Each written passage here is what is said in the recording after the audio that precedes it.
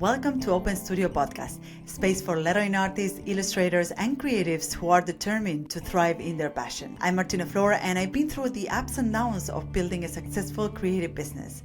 From struggling to make ends meet to achieving my dream of becoming an award-winning lettering designer, I've learned valuable lessons along the way. Now, I'm here to share those lessons, strategies, and tips so that your journey can be smoother. Whether you're looking to turn your passion into a career or want insights to boost your creative business, this podcast is your guide. Join me on the Open Studio Podcast and let's make your creative dreams a reality.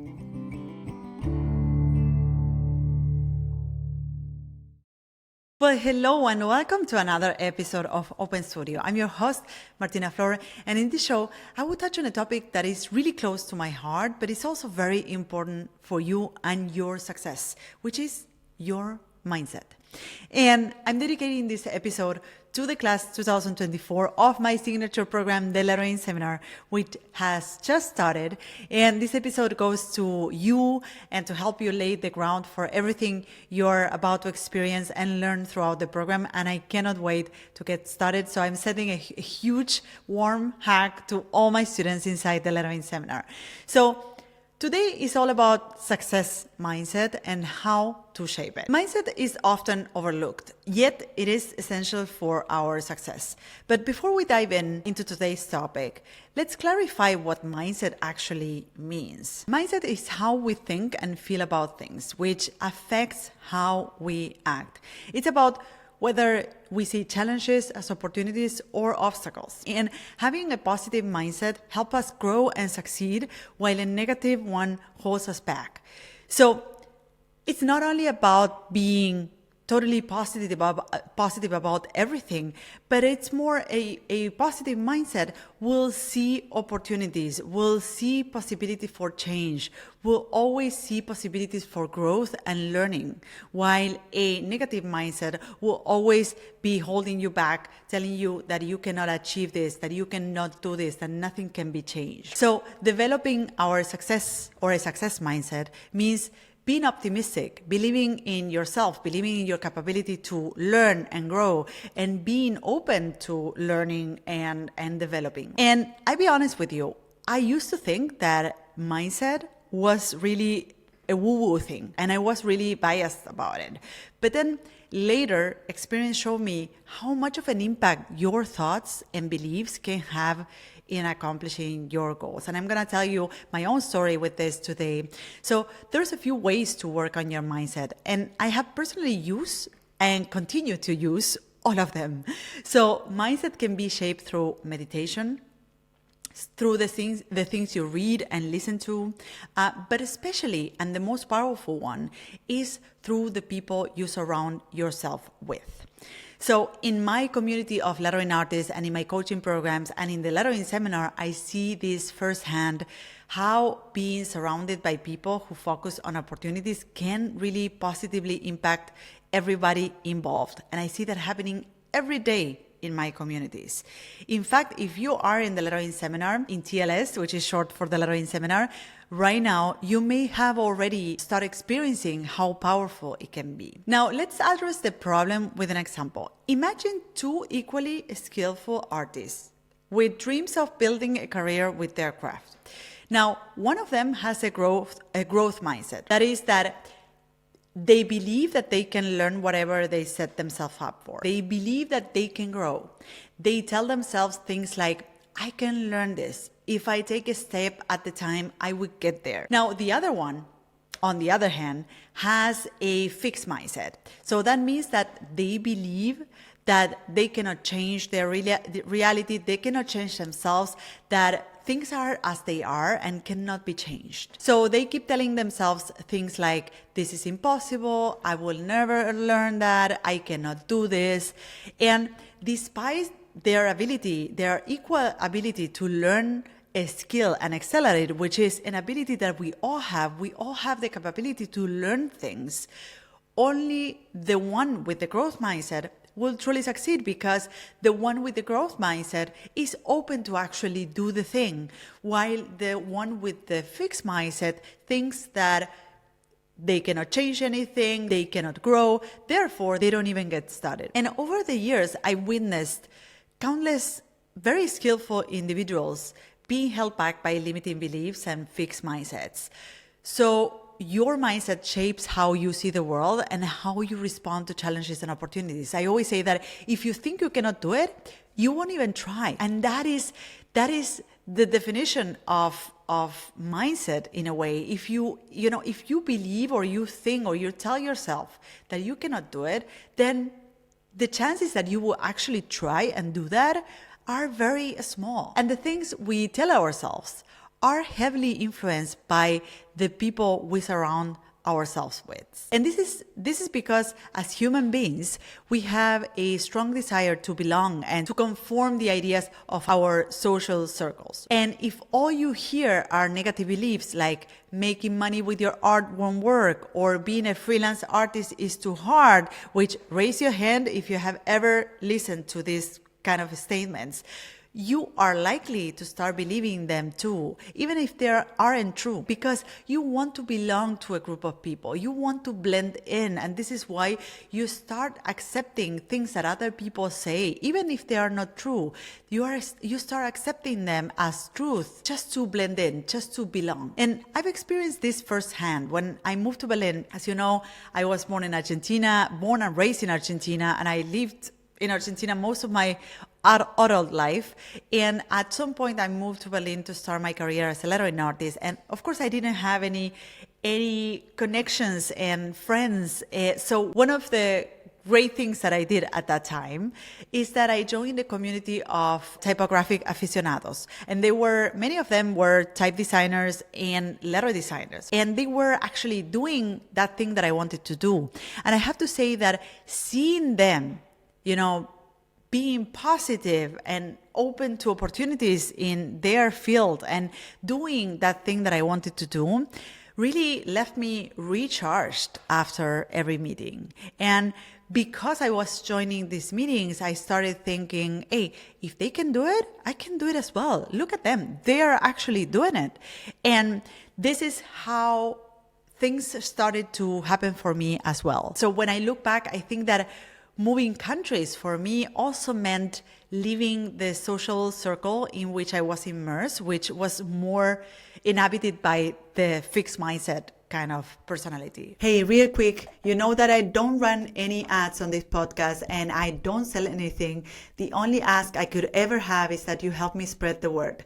Let's empower more lettering artists, illustrators, and creatives to make a living with their skills, create beautiful work, and build a thriving business doing what they love. The key to making this happen is if you could take just a moment to rate, review, and share this podcast. It's as simple as a 10-second review or one tap of the thumb. Your support will mean the world to me, and more importantly, it could change the world for someone else.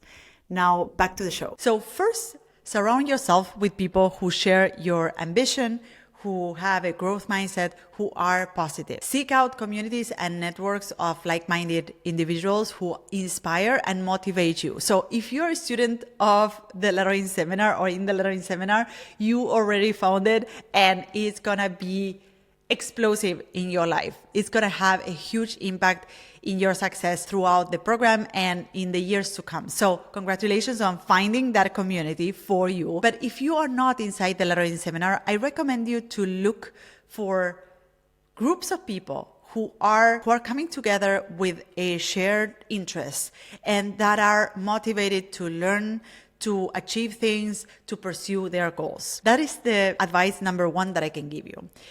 Number two is avoid engaging in conversations with people who have a negative mindset. And you will find this everywhere. You will find it at your day job. You will find it on the street. You will find it when you engage in conversations while commuting. You will find people with a negative mindset everywhere. You want to protect your energy and focus on positivity. And I remember that when I moved to Berlin, or when I started my business as a lettering artist, at some point I decided to leave my bedroom studio space, and I looked for a studio space outside in the neighborhood. And one of my studio mates had a very negative mindset. She was also a freelancer, and she had this perspective around the life of a freelancer and the possibilities of a freelancer, which was a lot about hustling, and everything seemed like uphill for her, and she saw the world and the work as a freelancer as a load on her shoulders. And for me, which I was just studying, this started to drain my energy. I started to, because I wanted to belong to this co-working space and I wanted to create bonds with these people, I started to, kind of adopting her mindset. So at some point I realized, hey, these interactions with this person in particular are not very positive for me right now, are not helping me achieve my goals of starting my career as a lettering artist. So I stopped hanging out with her. And eventually I left that co-working space and I looked for another place for me and for achieving my goals as a lettering artist. So stay away from people who have a negative mindset. I believe that after this podcast or this episode, you will be a little bit more aware about who those are, and you will be immediately recognizing them when you see them like saying some statements or telling some things that have to do with, hey, you cannot do this is not possible, that is impossible. Those are red flags that tell you, hey, that person has a negative mindset, and perhaps I would choose not to interact so much with them, at least at this stage of my life where I'm trying to achieve things and I have goals and I want to go after them. So, number 3, feed your mind with positive content. Read books, listen to podcasts, and consume media that really uplifts you and inspires you. So, find content, find things that you really enjoy reading and that really open up or really support you in this journey of opening yourself up to possibilities, of developing a growth mindset. Because all of these things that you consume, either through conversations with people, either through a podcast of someone, either through a book, you are affected by these thoughts. All of this content and thoughts that you consume also impact you. So select all the sources so that they support you on your journey of growing and learning. And lastly, practice positive self-talk. We tell ourselves stories in our heads, and I speak about this often. I call it the mind radio, and we do this all day long, even if we don't realize it. So be mindful of the narratives you create and that you tell yourself, and replace negative thoughts with empowering ones. So we are having conversations with ourselves in our minds daily. So if you can manage to be aware of those conversations, of that mind radio that you create for yourself, and you start selecting the things that you tell yourself, this can also have a positive impact in your success. And lastly, I want to give you an advanced one. You can try meditation tracks that foster positive thinking. I personally use a free app that is called Insight Timer, and you can find thousands of tracks that can help you do just that. So these are 5-10 minutes meditation tracks where you sit down, you relax your mind, and you listen to tracks or to guides that guide you through the process of developing your mindset into a growth mindset. So this is super helpful. It's an app that you can download for free. It's no affiliation whatsoever with the app. It's just that I really enjoy it and I want to recommend it to you. And if you're interested in going a step forward and incorporate this in your life as another tactic that you can use to develop a success mindset, I think that meditation is really helpful in that sense. And it doesn't need to be a 1-hour meditation. It can be really like 5 minutes tracks or 10 minutes time frames, and it will have a very positive impact in your life.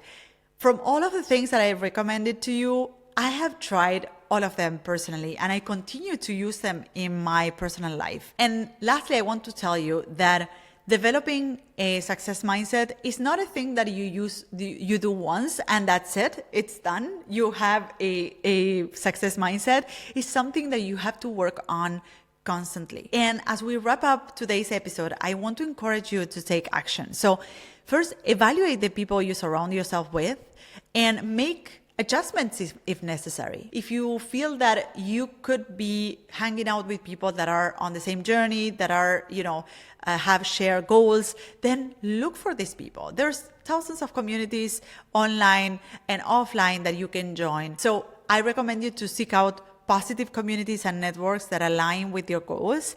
And also think about the little changes. So that is one aspect of it. Like surrounding yourself with people that are positive, that have a growth mindset, and that are also pursuing similar goals. And also on the personal side of things, think about the little powerful changes and habits you can build to develop your success mindset. I share with you today the meditation hack that I personally use to develop my success mindset. But think about what are the small shifts that you can start doing. So incorporating this meditation in your life, incorporating or starting being aware of your mind radio, or be more intentional about the content that you consume, the books that you read, the podcasts that you listen to. All of the things you consume affect you and impact you. Be selective on the things you bring into your life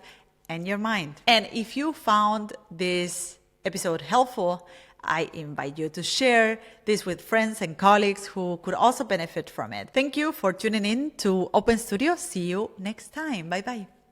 So this is it. I hope you loved this episode. You can find me, the host of the show, on social networks at Martina Flor on Instagram, Twitter, and Facebook. If you have a question or comments, go to martinaflor.com/podcast, where you can see previous episodes, find show notes, and send voice memos with your comments and questions. You can also watch these episodes on YouTube. Just go to martinaflor.com/YouTube to find them. You can, of course, listen to all our episodes on your favorite podcast platform. If you loved this episode, subscribe to this podcast. And if you leave us a review, it will help others find us. Thank you all for listening, and see you in the next episode of Martina Flor's Open Studio. Bye-bye.